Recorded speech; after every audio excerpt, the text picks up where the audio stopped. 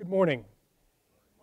On behalf of our Board of Trustees, Chairman Scott Niswonger, and the entire faculty and staff and student body of East Tennessee State University, it's my pleasure to welcome you to this morning's State of the University address. Before I move into the formal presentation, I would like to take a moment of silence in honor and in memory of those individuals who lost their lives last night in Las Vegas, for their families, as well as for the families of individuals who are suffering from the recent hurricanes that have moved through our country, particularly those in Puerto Rico. If you all could please join me in a moment of silence.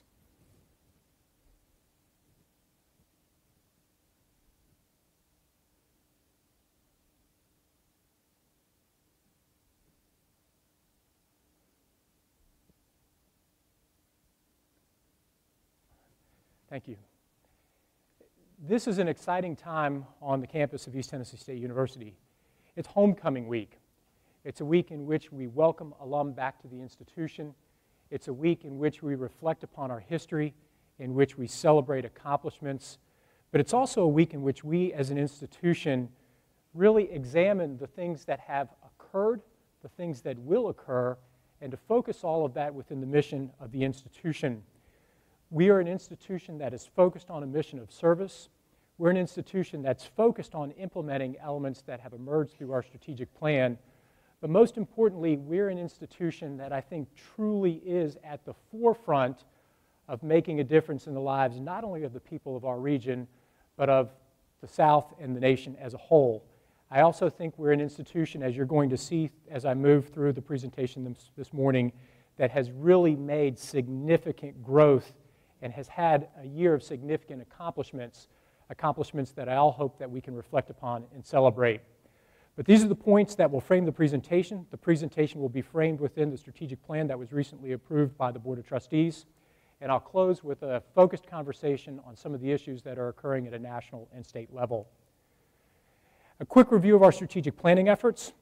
The strategic planning efforts were led by the Interim University Council over the course of the past couple of years. In addition to leading the development of the strategic plan, the University Council created initiatives and efforts that facilitated shared governance, that provided a feedback opportunity as we considered major policy revisions across campus, but really an entity through which all responsibility for the development of the strategic plan was positioned. That plan is linked to a new budget model that is being implemented this fall, and that plan was ultimately approved by our Board of Trustees on March 24th. I'm not going to talk about every one of these columns, but I'll draw your attention to the column Track and Manage Performance, because that is where we are at this point in time. We are moving through the set calendar phase of the planning process. Mike Hoff and his staff are providing data updates to deans and to departments, and we will then in the spring move into the closing the loop portion of the strategic plan. The shared governance entity that will define and structure this activity is the University Council. The Interim University Council was reconstituted to form the UC. The UC is the entity that is formally charged with the oversight and responsibility for implementing the strategic plan. This is the entity that will consider new proposals that emerge from elements across campus, proposals related to the creation of new entities, the development of new programs, those elements that require investments of university funds. This is the body that will keep us focused on our completion agenda, that will review budgets, salary enhancements, budget revisions before they ultimately go to the Board of Trustees. And it's the body that coordinates the ongoing review of policies and procedures as we continue to move through the transition phase post-implementation of Promise. The University Council is a strategic inclusion into the university's shared governance framework, and I look forward to working with this group in the years to come as we implement the strategic plan. Here are the priorities within the strategic plan. And here are the major goal areas. All of these items are available on the plan. They're on the web. Top frame goal, 18,000 students, 3,500 out-of-state students, 2,000 transfer students, 60% graduation rate, 85% retention rate. These are stretch goals for the institution, but this defines the institution in the year 2026. These are the goals that we've established for ourselves, goals that were approved by our Board of Trustees, that frame our activity between now and the close of the planning cycle. And here are our strategic initiatives for the current year. Now, for those of you who go back and cross-reference these slides against the slides that I provided last year, you'll notice that this slide looks very similar to our strategic initiative slides that we focused on in 16 and 17. The biggest change is that words such as develop have been moved to implement. And I want to spend a moment focused on this slide because this is a year in which we implement. This is not a year in which the university is going to roll out a number of new initiatives. This is a year in which we go about the work of implementing the strategic plan that was developed by the institution and approved by the Board of Trustees. And I'll talk more about some of these items later in the presentation, but just as a frame, these are the strategic initiatives for the institution in 17-18.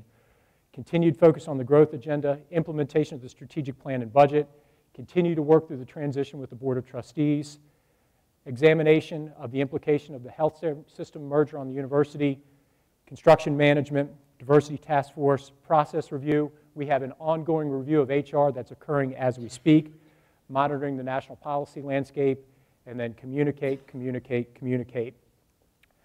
So I now want to jump into the strategic plan.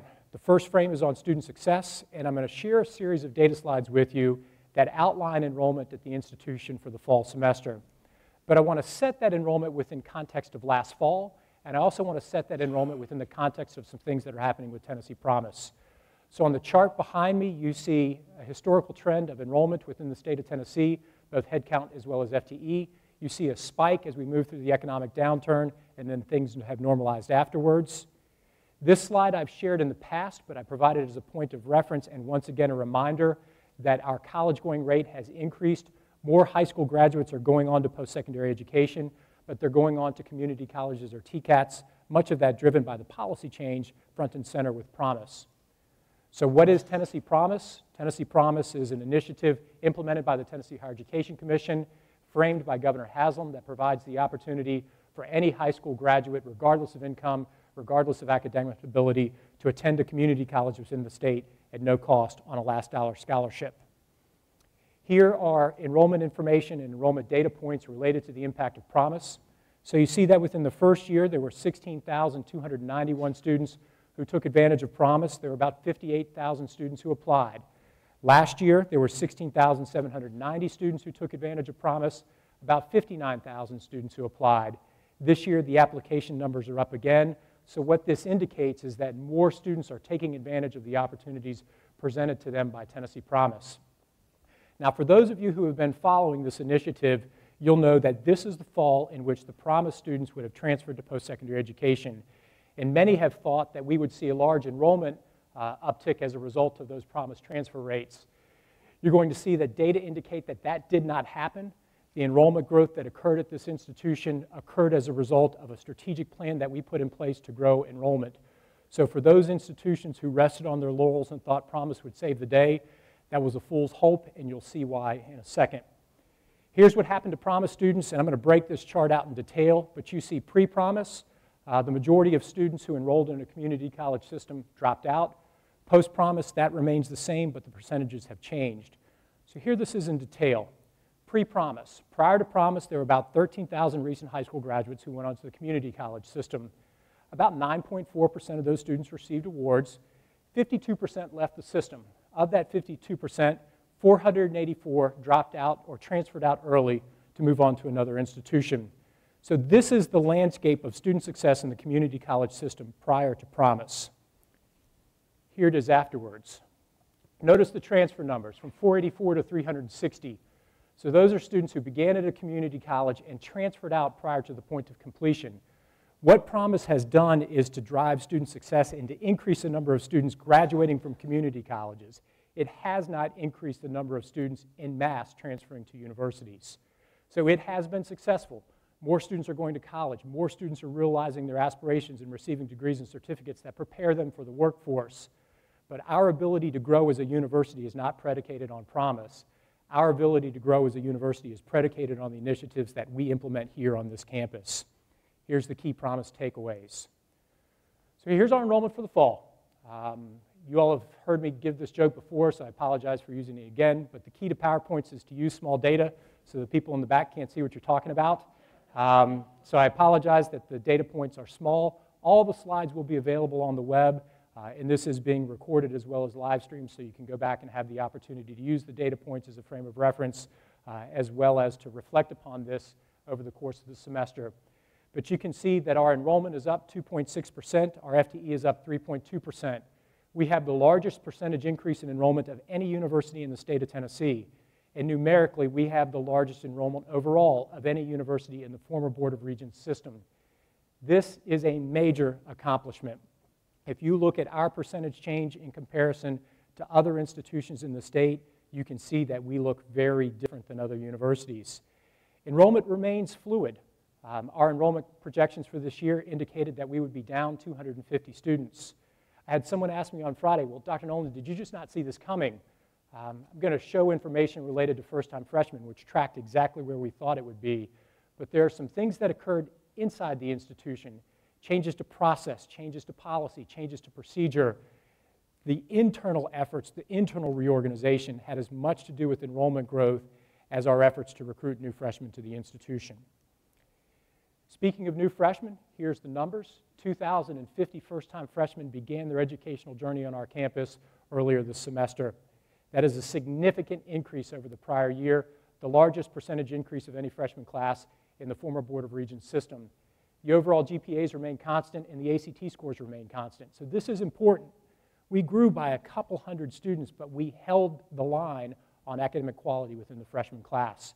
So not only are we getting more students, we're getting students who are better prepared. If you see the scholarship chart behind, there has been a little bit of ebb and flow in the levels of academic performance scholarships, but everyone in the room knows that these are not the only academic scholarships we have at the institution. There's honors scholars, there's Roan scholars, there's programmatic scholarships that are provided. So we have made major investments in our scholarships across campus, both from performance to academic to Roan to honors. More students are taking advantage of the diverse scholarship opportunities that are available at the institution, and our scholarship profile has had as much to do with driving the increase in the freshman class as anything else. I want to take a moment to thank our folks in financial aid, in the bursar's office, and in all of the offices across campus that were involved in re-engineering process change. I spent a lot of time over the weekend looking at pictures of the institution, and I did a Google search for financial aid lines. I couldn't find an old picture of students standing in line in Dossett Hall, but I did see a picture of individuals in the 1960s waiting in line to register for classes at Brooks Gym. And the line went outside of Brooks, around the corner, and around the backside to the physical plant. If you were to stand in the hallway of Dossett Hall this fall, there were no lines. For each of the past 3 years, I've taken pizza to the students who sat in line. This year, I had the honor of taking pizza to the individuals in the bursar's office, in the registrar's office, in financial aid, in admissions, who made those lines go away. It would have taken most institutions 2 years to institute the process changes that we did in 9 months, and I cannot say thank you enough to the staff in those respective areas for what they did to drive change in a compressed period of time. I want to talk a little bit about geography. Where do our students come from? The bulk of our enrollment population is still within the 100 miles that surround campus, but there's some shifts that are occurring. We are becoming a more diverse institution geographically. You'll see we're becoming a more diverse institution demographically, but the policy focus that we put in place 2 years ago with the Carter scholarships, with the Gilbreth scholarships, with the focused recruitment of international students has begun to bear fruit. You see within that other out-of-state column, so 1,351, we've increased the number of students from areas outside of the border counties by more than 400 in a very compressed period of time. See the international numbers. All of us are concerned about the conversations that are occurring in Washington regarding immigration. I was concerned that those international numbers would have moved in a much more negative manner than they did. We need to be mindful of those conversations in Washington, be mindful of conversations related to DACA, which I'll touch on later. But you can see we are continuing to grow in those respective areas, and these are where our students come from. I want to talk a little bit about applications. So this is for the freshman class. You see that applications were up year over year. Our goal is 12,000 applicants, so we've got a little bit of work to do. And you can see where those applications come from. Tennessee, North Carolina. Look at the growth in North Carolina. Look at the growth in Virginia. Look at the growth in South Carolina. Much of this is a result of our partnership with Royal. And then here's applications from selected Tennessee counties. This is a surprise. More students apply to this institution from Knoxville than from any other county in the state. More students apply here from Knox County and Hamilton County than Washington County. So we are pushing out into the state in terms of our recruitment. Our faculty are helping with that. Our staff are helping with that.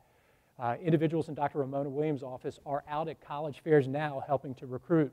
We have a top scholar event each fall in Knoxville where we invite the best and brightest from Knox County to come and learn of the things that are occurring on our campus. Many of you in the room have been at those events. I thank you for being at those events in the past, and I look forward to seeing you there in the weeks to come, because that effort to put a face on the institution and their home counties has made a difference with respect to the types of students we're seeing at our university. And here are our top 10 feeder high schools. Most of these are from the service area, and I wouldn't get too concerned about the fact that one's up and the other's down. This kind of ebbs and flows like the weather in the fall. But the point being, here's our top 10 schools, and they've remained relatively consistent. So here's a roll-up of fall enrollment. Overall, up 324. Once again, the largest class of graduate students in the history of the university. We're becoming a destination institution for international and out-of-state students. More of our students are coming to the university from outside of the traditional service area, and the process changes that we put in place. I cannot say thank you enough to the individuals who led those improvements, or the individuals who worked nights and weekends to move these students through the structure. I want to give you a sense of how hard that staff worked. So 1 week before the drop for non-payment date, I'm going to try to purge the word purge from our lexicon. It's not very student-friendly when you talk about people getting purged. It's like the wrath of God is going to come down upon us. So a week before that date, there were 1,200 students who still sat on a non-payment list. In a 1 week time period, our staff worked nights. I don't know when Bonnie Burchett ever went home to move students through those process lists. This is a special time on campus this fall, and it's a special time because of the work of everyone in this room. Our residence halls were at full capacity. We had a group of students who had the opportunity to live in the Carnegie. If I was 17 years old and you put me in the Carnegie, I don't know if you ever could have gotten me to leave, but that is a good problem to have. Look at the bullet point on meal plans, up 500 over last year. So the data are beginning to reflect that the things that we put in place from a process perspective, a policy perspective, and a planning perspective are working. We have to continue that work. We have to continue that cultivation to ensure that we're able to realize similar numbers next fall. Let me talk a little bit about retention. This data is from last year. This is data provided by the Tennessee Higher Education Commission for students, first-time, full-time degree-seeking freshmen who start at an institution and return to any other institution in the state. So that number for us is 78%. So 78% of the freshmen who started in the fall of 2015 at East Tennessee State University returned somewhere in the fall of 16. We do not have comparable data available at the state level yet, but we do have data for our institution. And here's our data for this fall. Look at that. Fall-to-fall retention at East Tennessee State University is up more than 10 basis points over where it was in 2012. That is the best fall-to-fall retention rate in the history of this university. 76% of the students who began last year as freshmen returned to this university. When the THEC data come out, I anticipate that we may be near 80%. Now, this is more than a data point. Think about all of the student success initiatives that we have implemented to make this data point possible, from early alerts to degree works, to the hiring of professional advisors, to the work that occurs in one-on-one mentoring with faculty and staff, to the work in financial aid, to our scholarship portfolios, to the work in housing and residence life, to the work of the grounds. There is not an element on our campus whose work isn't reflected in this number. Every person in this room helped to make this number possible. And look at this and digest it. This is a significant accomplishment. I cannot understate the importance of moving from 65% to 75% in this compressed of a time period.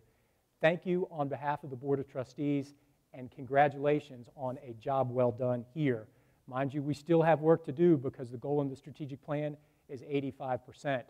When we set that 85% goal, people said there's no way you'll ever get there. You can see that we are clearly on our way towards the achievement of that goal. Graduation rates, this is a lagging indicator. This is THEC data from the class of 2010, how many graduated by 2016.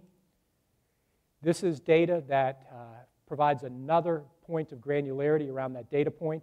So here, students who start at East Tennessee State University and graduate from anywhere in the state of Tennessee, what the National Student Loan Clearinghouse data provides is the opportunity to see what happens to students who may have left the state.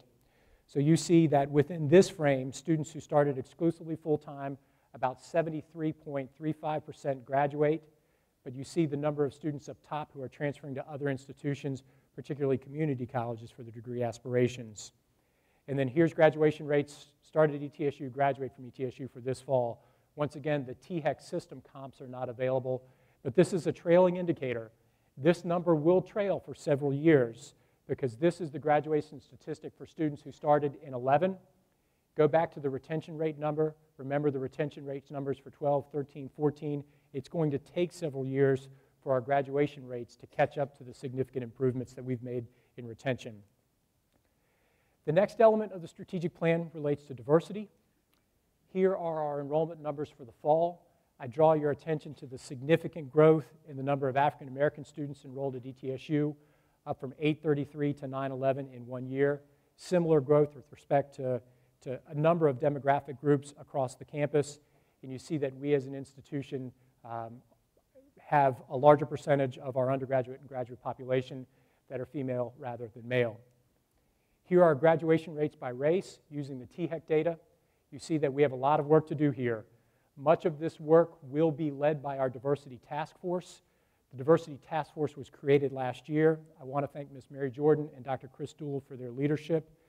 Later this week, I'll finalize some changes in terms of restructuring and operations, and I'm very pleased to announce that Dr. Angela Lewis will play a significant leadership role at the institution as Associate Vice Provost for Academic Affairs to lead strategic initiatives, and she'll also serve as Special Assistant to the President, helping me and the board really begin to move these numbers and to hit many of the targeted frameworks that are contained within the strategic plan, as well as to change that culture of engagement within the institution and that culture of engagement within the community.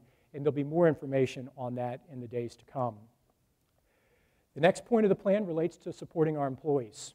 And I love the picture up in the right because that's our plant moving leaves across this campus. And if you were here on Saturday, if you were here on Sunday, our fiscal plant was moving leaves across this campus to ensure that when we walked on campus today, it was spotless. I'm going to walk through staff and faculty salary data. These data are not new. New information has not yet been provided by iPads, but I put it on as a point of context. This year is the 4th time in 5 years that we've provided salary enhancements to faculty and staff, 2% across the board. There'll be a 1% equity pool provided in October that's retroactive to July. So we're making investments in salary, but we have significant work to do. Our ability to move the needle on this metric is predicated on growth. If we can hit our growth targets, that will generate sufficient revenue to move elements related to salary. And the decentralization of budgets provides incentives for individuals at the college and unit level to be part of that strategic growth agenda. So here are our staff comps. Here are our staff compared to peers. Here are our faculty comps. Here are faculty compared to peers. And then here's faculty by rank. Once again, this data isn't new. It remains a top priority. And you'll see as these data are updated, mind you, they're 15, 16, that I'm hopeful that we will have made some movement across our peers. I want to spend a little bit of time talking about the Great Colleges to Work For survey. This is a survey that was provided across the campus on 4 iterations, and a survey that provides a reflection by faculty and staff of what it's like to work at East Tennessee State University, a survey that provides national benchmarks and peer comparisons. Here's the roll-up across a series of questions. So based on the most recent survey, 72% of the individuals who work at ETSU are satisfied with their jobs. 73% feel that the institution provides valuable professional development. And 74% are proud of the institution and its mission. But I want to spend a little bit of time on this slide because this slide disaggregates data within the major categories from that survey over time. Look at the changes that have occurred at ETSU. Look at the changes that have occurred because of the individuals in this room. In every single category, minus one, and I'll get to that in a little bit, major adjustments and improvements in the way we feel about our institution. We recognized 4 years ago that we had communication challenges on campus. And with each year, we've made attempts to improve and facilitate communication, from changing the manner in which emails are distributed to campus, to holding open forums, to being dedicated in efforts from my office as well as others to do a better job of communicating, the creation of the IUC and the UC. That is reflected in the way we reflect upon communication on campus, with those numbers moving from 47% of the campus feeling we do a good job of communicating to now 62%. Look at shared governance from 47 to 60. Look at the teaching environment. Look at the numbers related to pride from 63 to 74. There are good things happening in this university. There are great things that are happening in this university, and they're happening because of the people in this room. And they're happening, I think, because we believe in the mission. I'm going to do my best not to get on a soapbox too many times today, but I'm going to get on one now. People believe in a broader purpose.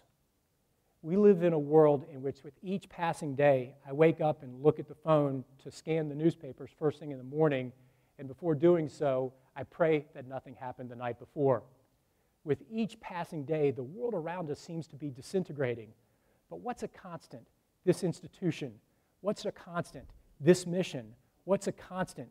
The difference that the individuals in this room are making in the lives of the people of the region and the students who entrust us with their education. I had the great honor to be a lot of places over the course of the past 3 days. On Friday, Dr. Bishop and I were in this room as students in the College of Nursing moved through their white coat ceremony. I then went upstairs and spoke to hundreds of students who were part of Greek organizations on campus. And then I went to Brown Hall and watched the music department put on a concert that was a fundraiser for hurricane victims, and it was a stunning performance. Saturday, I had the opportunity to be on campus early for an event. Saturday afternoon, I spent most of the time developing these slides. And then last night, I was on campus with 4,000 people in the Dome who were celebrating a sense of community. That's just in a 3-day time period. Homecoming hasn't even started yet. For all of the things that are moving within this world, there's one constant in this region, and it's here. There's one constant in this region, the difference that we're making to improve the lives of the people of this region. Last night, there was a focus on the opioid addiction and the fact that we're the #2 state in the nation for individuals who are struggling with that epidemic. One of the faculty members in this room is leading an initiative on behalf of the institution to change the lives of the people of the region. That faculty member, Dr. Rob Pack, story could be shared by any in this room who are focusing on your areas. That's being seen internally. It's being evidenced by the people in the region. I just want to say thank you. This is a big deal. I cannot understate the importance of the work that has been done. We've got a lot of work to do. We've got to work on communication. Only 62% of the people feel communication's working well. That means we've got to reach out and work on those other 38. But take a moment to celebrate the accomplishments that we have achieved as an institution in the past 4 years. I want to talk some about the work that we've done within the strategic plan to support teaching. We've created a new Center for Teaching Excellence. It's located in Shared Library, room 441. This grows out of the work of INTOP Forum, but this becomes a one-stop shop for individuals who want to enhance the manner in which they communicate with students in classrooms, a one-stop shop to bring national instructional experts to the institution, a venue for grants to be distributed through campus focused on teaching, focused on instruction, focused on pedagogy. This grew out of the strategic plan. It grew out of the QEP, and this is something we implemented in the fall. Another example of teaching excellence is the reflection of external reviewers of the quality of our academic programs. Higher education is unique in our nation in that quality is defined by peers. Quality is defined by peers either through program accreditation, program review, or an academic audit. Over the course of the past year, every program that went through an accreditation visit moved through without major findings. Every program was reaccredited. Our programs that moved through program review were cited for excellence, and our math department had a perfect score on its program review. Here are the programs that are up this year and in the years to come. This just isn't a chart. I cannot begin to describe the volume of work that goes into the preparation for a visit, for the visit while it's here, and then the follow-up. A couple of weeks ago, I received documents that were this thick from nursing preparing for its CCNE visit. That's just the pre-production materials. That's not the work that goes into the visit while it's on campus or the follow-up. But this is just a spectrum of the activity from an accreditation perspective that will occur on campus this year. In terms of program review, here are the programs that were reviewed in the year prior. Once again, all of them move through with accolades. And here are some of the accolades. Look at the final bullet. It is to be commended for its passion and commitment of the faculty, students, and staff, for its achievement in professional preparation and the placement of students, for the productivity of faculty and research. These comments ring through review after review after review. And they're also reflected in national rankings. A few weeks ago, U.S. News & World Report released its rankings. We must stop looking at ourselves as a regional institution. We are not a regional university. There are regional universities in our area. They have a couple thousand students. We are a national university with a national profile. As we look at this institution, who we are, how we define ourselves, and where we want to be, we're a national university with a national profile who makes a difference in the lives of the people of the region. We are not limited by the fact of being a regional university, because if you were to say, well, why aren't we one of the best regional universities in the state? How did this institution make the list? It's because we are no longer in that category. Our programs are recognized for excellence. Top 10, top 15, top 20. I could go on and on and on with respect to national rankings, but this is an outstanding institution recognized for academic quality. And on behalf of the board, I want to thank you for the work that you do to make these rankings possible. Speaking of the board, we moved through our SAC substantive change visit in the spring. As usual, we went first. So when it came time to submit SACs in an electronic profile, who was the first institution in the SACs service area, the region of the South, to move forward? Us. When it came time to go through the substantive change visit for focus, who was the first institution in the state to welcome a team to campus and go through this work? East Tennessee State University. There were no findings on the visit. We will go before SACs for a formal vote in the fall at their December meeting. There's a lot of work that remains ongoing with the Board of Trustees. We are, as a campus, still trying to figure out what it means to have a board here at a local level, and the board is still trying to get a sense of what it's like to be a board. Mind you, they've only met 3 times. So all of us, as we look at process, as we look at outcome, as we look at application, have to remember we're still going through a transition. There are a lot of questions when I get to budget slides. Individuals have asked, well, when is this going to happen or that going to happen with the budget? We've got to be mindful that we cannot make major changes to the budget until the Board of Trustees approves those budget changes. So all of us have to be cognizant of the fact that we're continuing to go through a governance transition on campus. We are continuing to rewrite policies related to said governance. I want to take a couple moments now to focus on the next frame of the strategic plan, expanding research and scholarly activity. Here's our externally sponsored research and program activity over the course of the past decade and a half. The significant spikes in 11 and 12 are a result of the stimulus, but our research and sponsored program activity is up year to year, 15 over 16. There's a policy change that is occurring in healthcare that has the real potential to be disruptive to not only the amount of externally sponsored research that moves through the institution, but the type, the focus, the accent, the organization of research on our campus. This is, once again, a time for patience. As you can see behind me, this is the time frame for the merger. The state of Tennessee approved the COPA several weeks ago. It's now moving through review by the Commonwealth, and you can see the deadlines behind me. So this is the time frame for the merger. There is a lot of activity and change that is occurring presently within these elements that define the merger. But here's why it's important for us, and this is literally cut and pasted from a lot of the COPA documents. So as part of the certification of the COPA, Ballot Health will make sustained and defined investments in health research and graduate medical education. They will develop a 3-year plan that outlines research. They will invest in research, and they will invest in graduate medical education. Many have asked, Dr. Nolan, why did you spend so much time on the merger? There were points in September when I was not focused on anything other than the merger. That's because this is the most important thing that will happen in this region in the remainder of my lifetime. If this merger is successful, the opportunity for governance to remain local, the opportunity for investments to be made in this institution, but the opportunity to focus on the population health challenges that face the region only happens if the merger moves through. If things go as planned, at a minimum, there will be $8 million in recurring new investments in research at this institution. I anticipate that number will be larger. There will also be new investments in the College of Medicine and graduate medical education and subspecialties, et cetera.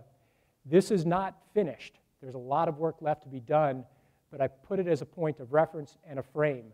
If the merger moves through as anticipated, we will need to look at structure, function, and organization of research on campus because we're getting ready to see a significant infusion of new resources to the institution.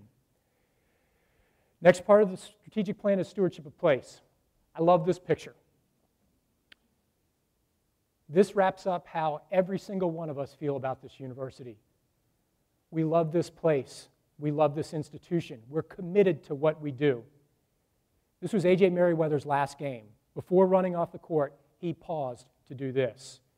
That's not what's important about A.J. Merriweather. What's important is that A.J. graduated in 4 years with a degree in engineering. And when he came here on his recruiting visit, his mom didn't want to talk to me about basketball. She didn't want to talk to me about anything on athletics. She said, Dr. Nolan, I want you to promise me that my son's going to graduate in 4 years with a degree in engineering. He did it. And in the course of doing so, he began to love a region, and I think this picture reflects stewardship of place better than any picture I've seen in a long time. I'm not going to touch on all these data points. All these data points are provided within the university's annual report, but just a couple of things that I'm going to spotlight. One, this is a big operation. We have a $400 million budget, and only a small portion of that budget comes from the state of Tennessee. We have $93 million in our endowment. The giving rate by faculty and staff to the foundation increased 40% in 1 year. That is a reflection of a commitment to stewardship in place and a love of the institution. Student success. The number of students who received institutional scholarships, 4,574. Students in the Honors College, Fine and Performing Arts, Honors and Discipline. Significant investments in academic quality and the future of our students, both in institutional scholarships as well as in our honors program. We have the best honors college in the state of Tennessee and one of the best honors colleges in the South. And you see that in the outcomes of students when they leave this institution and enter graduate school or move into the workforce. Reflections of academic quality. One we don't talk about is voter-friendly campus. Not only are we a voter-friendly campus, we've won pretty much every competition we've entered in terms of increasing the number of individuals on our campus who are registered to vote. I think in the past week we won a Southern Conference competition. In terms of faculty and staff, our ratios remain low. The bulk of our courses are taught by tenure-track faculty. Here's community engagement. You see the number of individuals in this region who are touched by our Academic Health Sciences Center. We are the healthcare safety net for the people of East Tennessee. Individuals who lack insurance, individuals who lack access to care, come to our physicians, come to our nurse-managed clinics to ensure that they have their healthcare needs addressed. If it were not for our region's focused emphasis on the health sciences, that's one of the reasons why the merger is important, you would not see these numbers reflected, but I can't stress enough, look at the power of 290 and look at the power of 1.1. And then once again within community engagement, you see some of the numbers that move through. So now to the next portion of the strategic plan. Let's get down to dollars and cents. Where do our revenues come from? Where are they invested? And what are the changes that are occurring across the distribution of revenues within our campus? But I want to set the lens nationally. This is Moody's 2017 Outlook for Higher Education.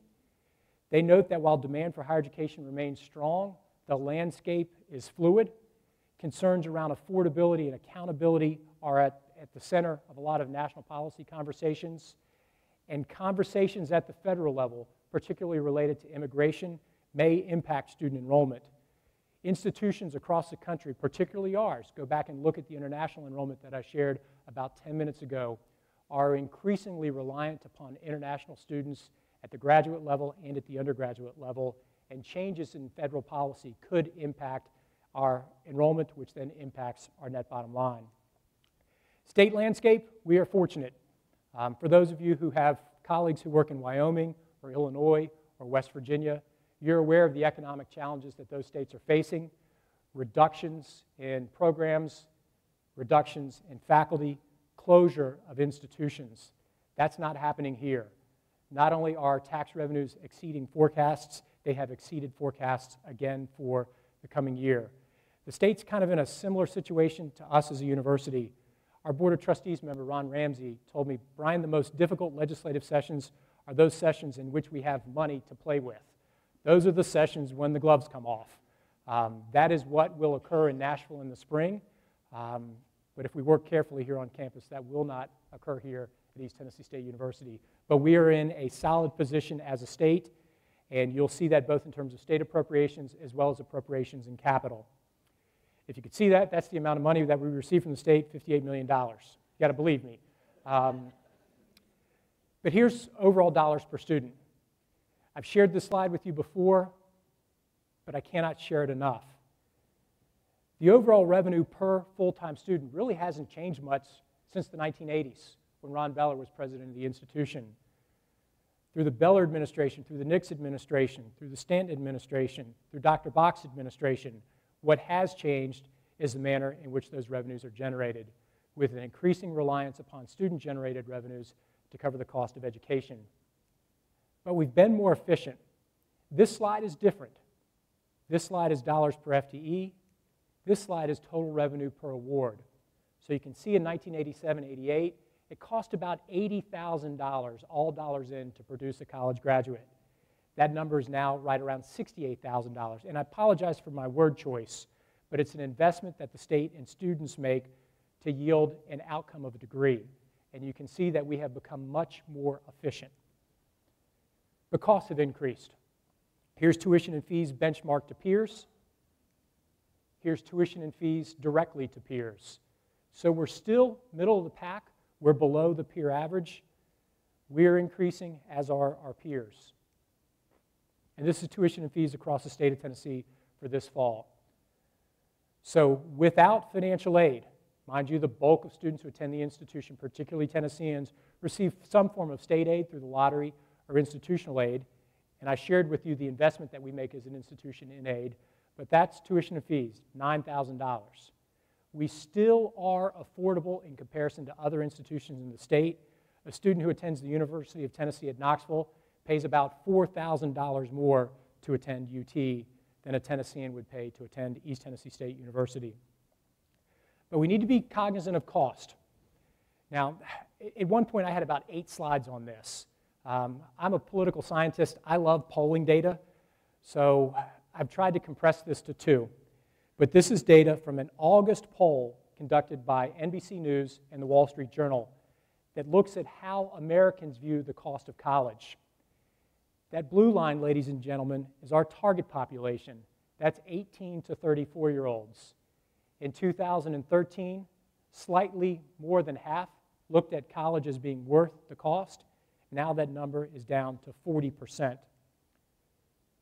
But now let's break it out by other groups. Nationally, only half the country feels that higher education is worth the cost. That's why stewardship of place is important.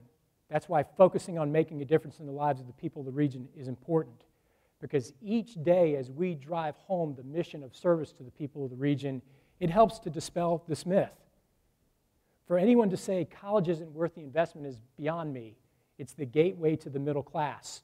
But this is reflected in polling data. And we all need to be cognizant of this data in the spring as we look at our tuition and fee requests, as we look at supplemental requests, as we look at program-specific requests. There are significant concerns around cost, and we have to do a better job as an institution, as faculty, and as staff to talking about our financial aid investments, to talking about our scholarships, but also to driving home to individuals the power of receiving a degree. Now, much of the reason for this is data around debt. Earlier in the fall, at the InTop Forum workshop, I gave a presentation called Myths and Mysteries. Much of this is my fault. Every year I talk about average debt burden. So I say the average student who graduates from East Tennessee State University has about $27,800 in debt. What I haven't referenced is the column to the right. Only 54% of our students graduate with debt. Now, I'm an optimist, so I'm going to call that half. Half of the students who graduate from this institution graduate with no debt at all. None at all. I need your help in telling that story.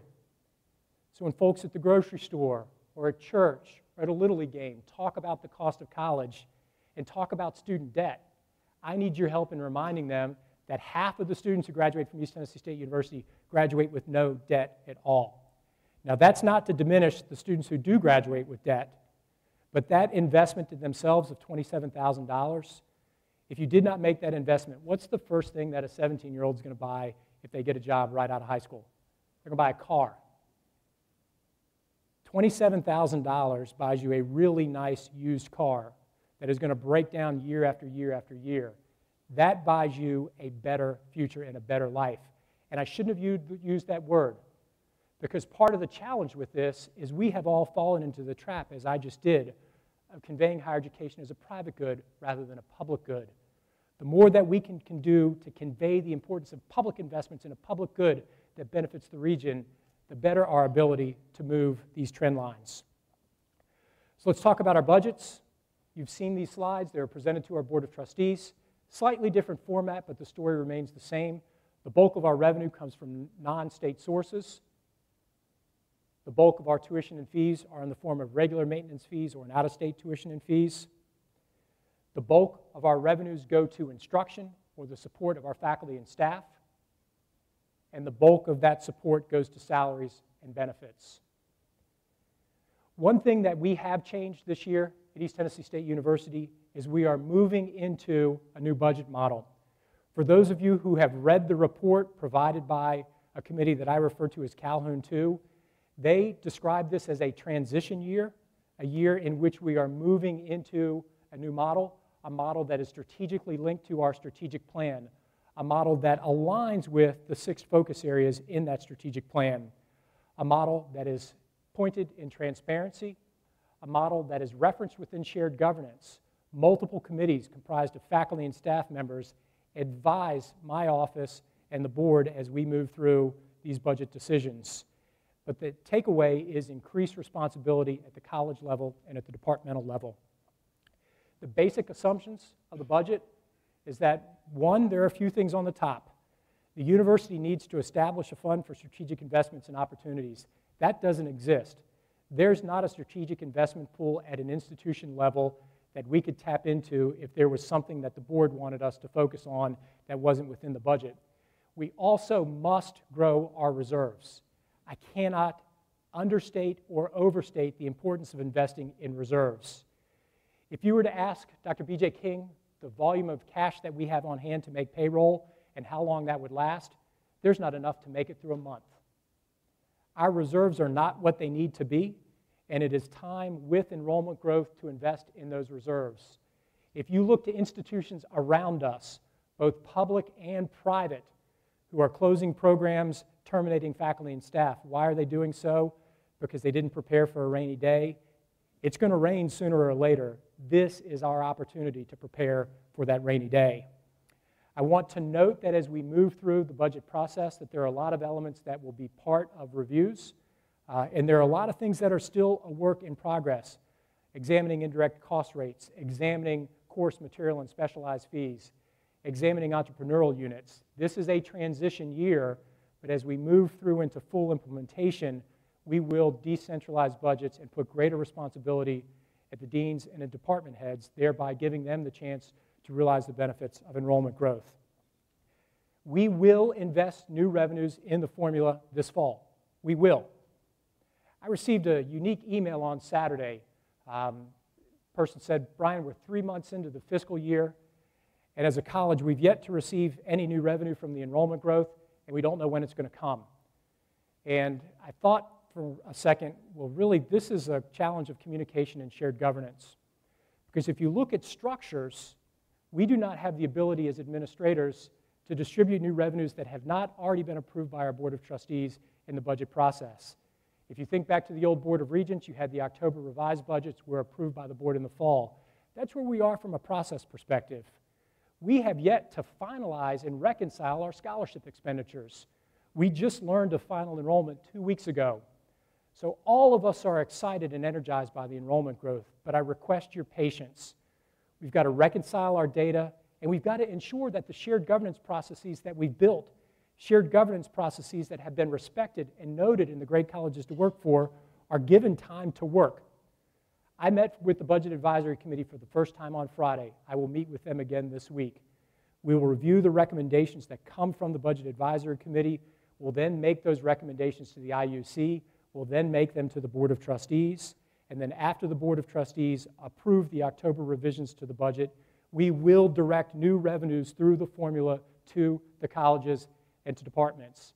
But I cannot stand here at this point in time and tell you if that's going to be 1.5, 2.5, or $3.5 million, because we haven't finished doing our homework. And for anyone to make assumptions that we're not going to invest in the formula and reward those units, I just think that's not appropriate at this point in time. Please give us some patience. We are going to fund investments in the formula. We just have some additional due diligence and shared governance work to do. But we don't need to look back at last year's enrollment. It's time to look forward. It's homecoming. Enjoy this week. Celebrate with your faculty and staff. Celebrate with alumni who come back at the close of the week. But then get ready for the year to come, because we need to start looking at next year's budget, not this year's budget. In a blink of an eye, Governor Haslam will provide his budget request. THEC will do likewise, and we will then move through a shared governance process with the work of the Budget Advisory Committee, budget hearings as we had last year, ultimately a university budget presented to the Board of Trustees in the spring and approved by the Board of Trustees somewhere around the May-June meeting, depending upon timing in Nashville. That budget will entail full implementation of the funding formula. Once again, we spent a lot of time building a model. It took us 2.5 years to put the model in place, and it's going to take several months for us to work through that model to ensure that it's successful, not only short-term, but long-term. Shifting policy landscape. These pictures come from across the country. In a blink of an eye, these pictures could come from East Tennessee State University. The national policy landscape is fluid. We're at the crosshairs of cultural tensions that are playing out from Maine to California. As I shared with you, public opinion research about higher education is changing. Many Americans no longer see us as worth the cost. Many Americans no longer see us as providing a benefit to the nation as a whole. There are a lot of things related to free speech in Title IX that are facing heightened federal review. There's protests all across campus. Last week, the FBI ventured into the world of intercollegiate athletics. And these governance changes have led to accreditation challenges for many institutions. Just do a Google search on an institution whose colors are red in Kentucky, and you get a sense of all of the public policy challenges that are coming to a forefront in one place and at one time. And here are those policy issues. DACA. Last week, I sent a letter to Senator Alexander, to Senator Corker, and to Congressman Rowe, expressing our support and the Board of Trustees' support for finding a solution to the issues that face DACA students across this nation. There are students on this campus who are here with the same dreams as all students, the same dreams that we had and our parents had for us, a better future for they and for their children. And I'm very, very hopeful that Congress will find a solution to this issue. Title IX. Title IX may change. The Secretary of Education has opened up a review of Title IX, and working with Ed Kelly and his staff, we will closely follow and monitor those conversations. But as an institution, we will not back away from the commitments that we've made to Title IX enforcement, to compliance, and to working with those individuals who are victims.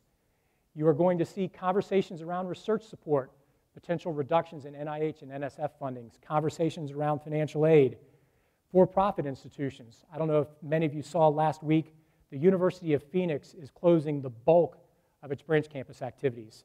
Entire states where there were branch operations of Phoenix, those operations are now closing.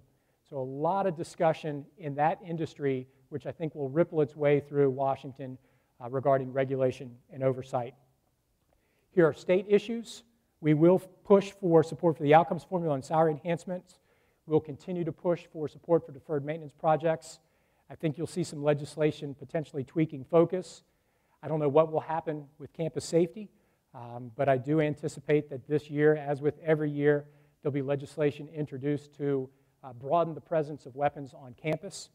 I think there'll be legislation presented around tuition and fees in DACA. Last year, there was major legislation that was passed regarding First Amendment rights, legislation that we have to implement by January of 2018. We are working collectively with the other former Board of Regents institutions to move forward a major new investment to support research, an investment in excess of $70 million to create a research fund to fund research at places such as us, Tennessee Tech, and the University of Memphis. I'm not in a position to talk in great detail about that effort, but we will present that to Governor Haslam in the coming months, and hopefully that will make its way into his budget and onto his agenda. The first major focus investment in research in institutions such as ours at the state level since the Chairs of Excellence, and then the Mountain States and Wellmont merger. So our strategic initiatives. This is the slide from prior. We will continue a laser-sharp focus on the growth agenda. We'll continue to move things such as Blue Weekend. Blue Weekend was just this past weekend. Students from across the state, there was a student from Bethesda, Maryland, who came down to have an embedded and immersed experience on our campus. We'll do all of the things we did last year. I cannot thank Brian Henley enough for the leadership that he has provided to the admissions office on this campus. I wish he and his family well as they move to California. All of us are concerned about what happens next, but all of us, if we work together, can ensure that we replicate the success that we had this fall. There's no one person or one office who owns enrollment growth.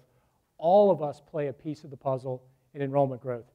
Saturday afternoon, there was a family walking across campus on a tour. An ambassador was guiding them down towards Dossett Hall.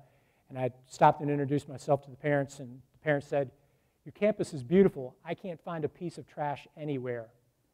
Every one of us, from grounds to the president's office, plays a role in our strategic growth agenda. Then the next is implement. We're going to implement the new budget model. We're going to implement its decentralized functions. We will continue the work of the administrative and academic portfolio review committees. There are process reviews, such as HR that I referenced. We are doing a complete review of our HR operations as we speak to enhance the level of service that we provide to our faculty and staff. We're going to continue the transition with focus in our Board of Trustees. We're going to monitor the Mountain States and Wellmont's merger. Construction update. I don't have a slide on all the buildings because I've talked about them in detail, but they're moving forward. We broke ground on the arts. You will see Lot 1 turn into a virtual erector set by this time next year. This time next year, I don't know where we're going to hold this event because this building, in many respects, will be closed as it goes through a $54 million renovation. We are about to move into the public campaign for Lamb Hall, and within the next couple of years, Lamb Hall will move into the cycle. Building 60 has reached its more than halfway point, which is the Center for Interprofessional Education on the VA campus. So there's project after project after project that's underway, and I want to thank Jeremy Ross and his team for the work that they're doing to move us forward, because not only are we developing all these projects, we are the first institution in the state to move through the process of capital severance to ensure that we as an institution manage capital projects here, not through the Board of Regents. So a lot of work that's being done in that area. I referenced the Diversity Task Force. Look forward to providing updates to campus on the work that emerges from that group. I'd referenced institutional process review, monitoring of the national policy landscape, and then communication, communication, communication. So in the vein of communication, we've got some time remaining this morning.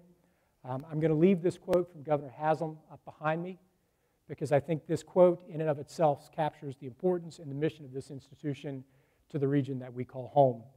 Thank you for the honor to serve as your president. On behalf of my wife, Donna, and our family, we thank you for the way in which you have opened this institution to our family.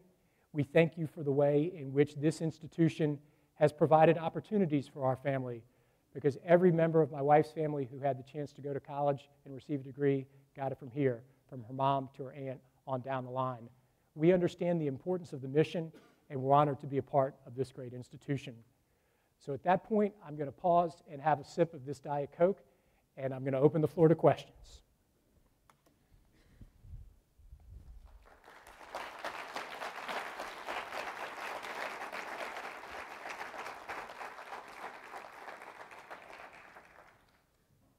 So, questions?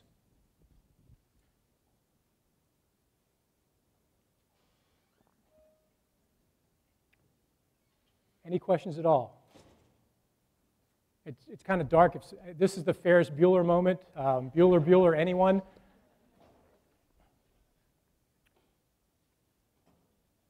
Okay, well, seeing none, once again, on behalf of the board, on behalf of the entire faculty and staff of ETSU, I thank you for making this possible. And I know folks are tired of listening to me talk, but I just want to say thank you one more time. There are few institutions in America who have this story to share. Enrollment's up, budgets are balanced, new buildings are being constructed, faculty and staff are receiving raises. There are great things that are happening here. Now's not the time to let off the gas pedal. Let's recharge our batteries during homecoming. Let's connect with alumni and see the joy in their eyes when they return to the campus for the first time in a while. And then let's come back to work re-energized to ensure that we have the opportunity to share in celebration again next year. One last chance for questions. Please keep the families of those in Las Vegas, of those who've been impacted by the hurricanes, particularly in Puerto Rico, in your thoughts and prayers.